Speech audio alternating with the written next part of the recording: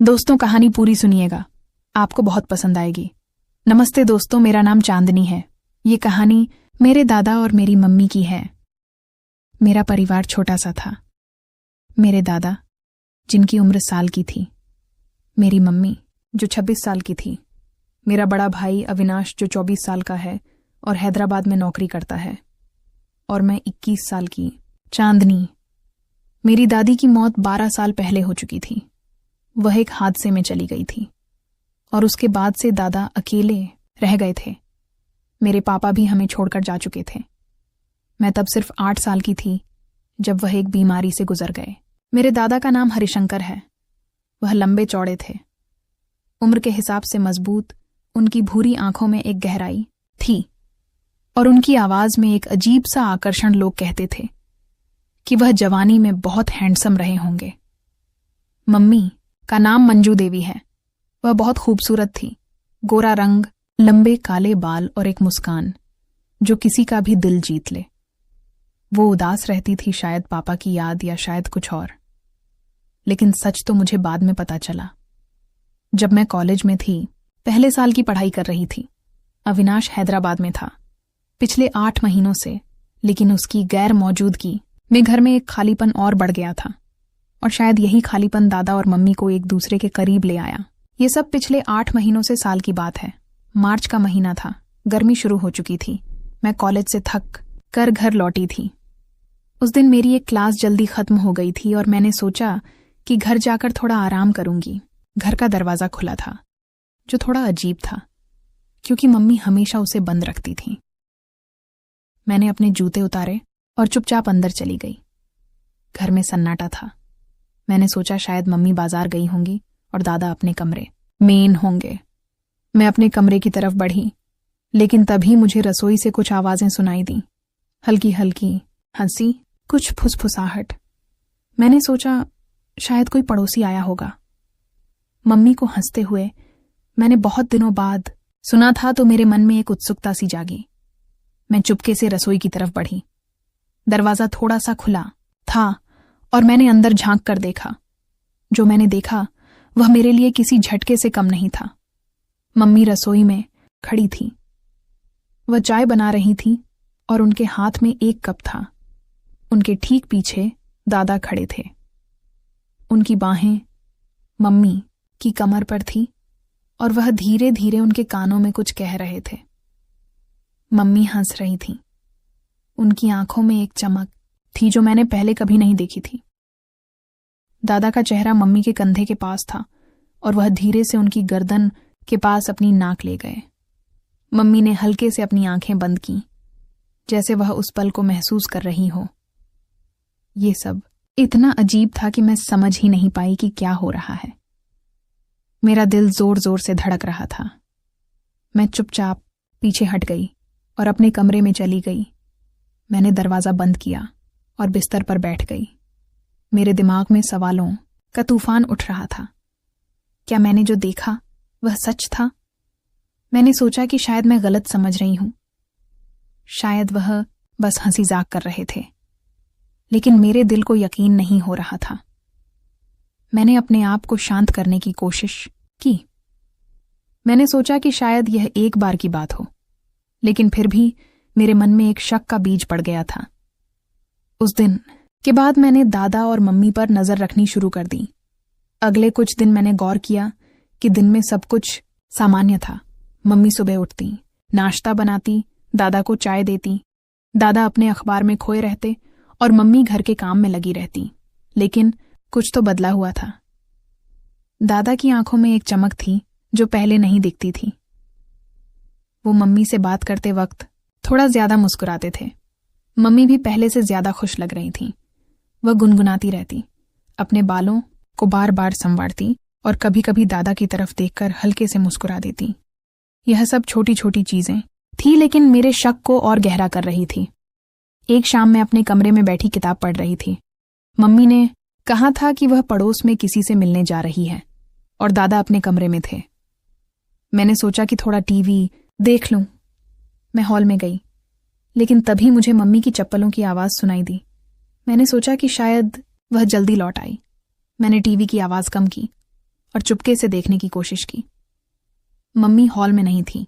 मैंने गौर किया कि दादा के कमरे का दरवाजा हल्का सा खुला था। मैं चुपचाप वहां तक गई। अंदर से मम्मी की धीमी आवाज आई, हरिशंकर जी, कोई देख लेगा तो क्या सोचेगा? दादा ने हंसते हुए कहा, मंजू, चांदनी ऊपर है और बाहर कोई नहीं है, चिंता मत करो। मैंने दरवाजे की दरार से झांका। मम्मी दादा के पास बैठी थी। दादा का हाथ मम्मी के कंधे पर था और वह धीरे धीरे उनके बालों को सहला रहे थे। मम्मी का चेहरा थोड़ा लाल था और वह दादा की तरफ देखकर मुस्कुरा रही थी।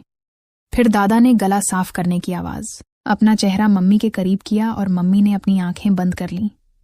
उनके बीच का वह पल कुछ ऐसा था जो मेरे लिए समझना मुश्किल था।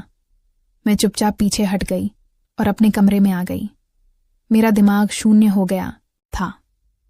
कुछ दिन बाद एक रात में देर तक पढ़ाई कर रही थी। करीब 10 बजे होंगे। मैंने सोचा कि पानी पीकर सो जाऊं। मैं अपने कमरे से निकली और किचन की तरफ बढ़ी। तभी मैंने देखा कि दादा अपने कमरे से निकलकर मम्मी के कमरे की तरफ जा रहे थे। वह चुपचाप चल रहे थे, जैसे किसी को पता ना चले। मम्मी का कमरा पहली मंजिल पर था और दादा का कमरा नीचे। मैंने सोचा कि शायद उन्हें कोई काम हो, लेकिन फिर मैंने देखा कि मम्मी के कमरे का दरवाजा हल्का सा खुला और दादा अंदर चले गए। दरवाजा बंद हो गया। मैं वहीं सीढ़ियों पर खड़ी रह गई। मेरा दिल फिर से तेजी से धड़कने लगा। मैंने हिम्मत की और चुपके से मम्मी के कमरे के पास गई। दरवाजे के नीचे से हल्की रोशनी आ रही थी। मैंने कानों को दरवाजे से सटा दिया। अंदर से हल्की हल्की बातें सुनाई दे रही थीं। मम्मी की आवाज, हरिशंकर जी, अगर चांदनी को पता चल गया तो। और दादा की धीमी हंसी, मंजू वो सो रही है, उसे कुछ नहीं पता। फिर कुछ देर के लिए सन्नाटा छा गया और फिर कुछ ऐसी आवाजें आईं जो मेरे लिए समझना मुश्किल नहीं था। बिस्तर की हल्की चरमराहट, कोई चीज गिरने की आवाज और फिर मम्मी की धीमी सांसें। ऐसा लग रहा था जैसे वह दोनों एक दूसरे के बहुत करीब थे। मैं वहां से भागकर अपने कमरे में आ गई। मैंने दरवाजा बंद किया और बिस्तर पर लेट गई। मेरी सांसें तेज थीं और मेरा शरीर कांप रहा था। ये क्या था? मेरी आंखों के सामने वहीं सब घूम रहा था। रसोई में वह पल, हॉल में वह करीबी, और अब यह रात का सन्नाटा। मैं सो नहीं पाई।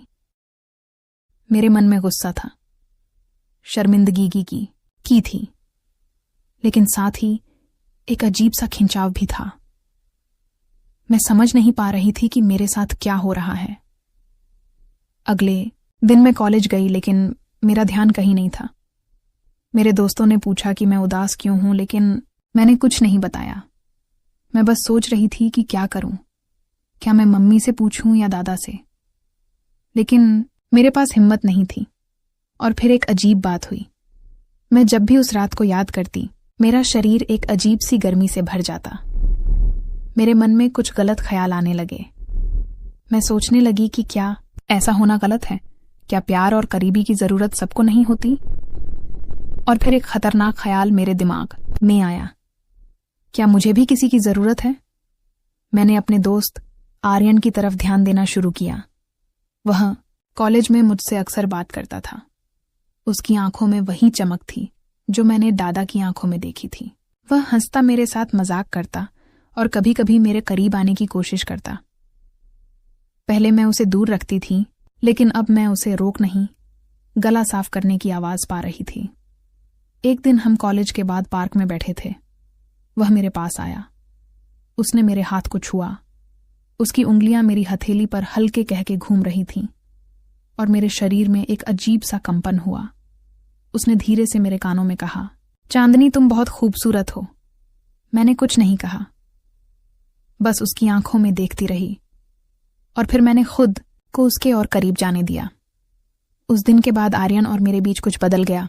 वह मुझे मैसेज करता, देर रात तक बातें करता। हम कॉलेज के बाद अक्सर मिलने लगे। एक बार उसने मुझे अपने घर बुलाया। उसका परिवार बाहर गया हुआ था। मैं गई। हम उसके कमरे में बैठे थे। उसने मेरे करीब आकर मेरे कंधे पर हाथ रखा। उसकी सांसें मेरे चेहरे के पास थीं। उसने धीरे से मेरे गाल को छुआ और मैंने उसे नहीं रोका। वह पल कुछ ऐसा था जो मुझे गलत भी लग रहा था। लेकिन साथ ही एक अजीब सा सुकून भी दे रहा था। धीरे धीरे मैं आर्यन के साथ ज्यादा वक्त बिताने लगी। हम कॉलेज के बाद कहीं ना कहीं घूमने जाते। वह मुझे अपने दोस्तों से मिलवाता और मैं उसकी दुनिया में खोने लगी। लेकिन मेरे मन में हमेशा दादा और मम्मी की बात घूमती रहती। मैं सोचती कि अगर वह ऐसा कर सकते हैं तो मेरे लिए भी यह गलत नहीं है। मैंने खुद को समझाने की कोशिश की कि यह सब सामान्य है, लेकिन कहीं ना कहीं मेरे अंदर का एक हिस्सा चीख रहा था कि मैं गलत रास्ते पर जा रही हूं। एक रात मैं घर लौटी। मम्मी और दादा हॉल में बैठे थे। मम्मी दादा के लिए चाय बना रही थीं और दादा उनकी तरफ देखकर मुस्कुरा रहे थे। मैंने गौर किया कि मम्मी की साड़ी का पल्लू थोड़ा नीचे सरक गया था और दादा की नजरें वहीं टिकी थीं। मम्मी ने हल्के से अपने बालों को ठीक किया और दादा ने अपना हाथ मम्मी की तरफ बढ़ाया। मैं चुपचाप अपने कमरे में चली गई, लेकिन वह दृश्य मेरे दिमाग से नहीं गया। और फिर उसी रात आर्यन का मैसेज आया। उसने लिखा, चांदनी, तुम आज बहुत अच्छी लग रही थी।